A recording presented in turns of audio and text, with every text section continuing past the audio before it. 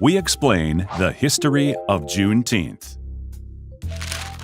On January 1, 1863, President Abraham Lincoln issued the Emancipation Proclamation, abolishing slavery, but it would take more than 2.5 years for freedom to reach every state. Some say this was because news was slow to spread. Others say that the information was withheld from slaves. And others say that, in some states, there weren't enough Union soldiers to enforce the order.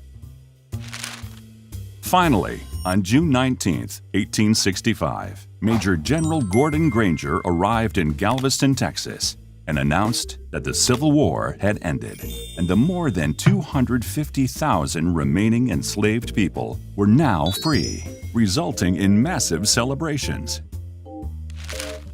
The following year, on June 19th, the first official Juneteenth celebrations took place in Texas. The newly freed African Americans celebrated by dressing up nicely, something they were not allowed to do as slaves, and singing spirituals, dancing, and reading the Emancipation Proclamation aloud.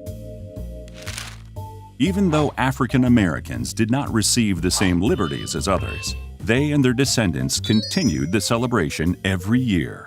And as they migrated from Texas to other parts of the country, the Juneteenth tradition spread.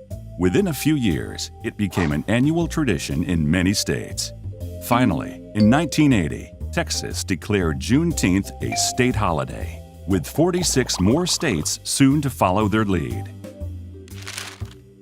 Today, Juneteenth is celebrated by many with family gatherings, festivals, and even parades. It's a day when all Americans can celebrate the beginning of freedom for African Americans, celebrate their culture and achievements, and speak out about the progress left to be made.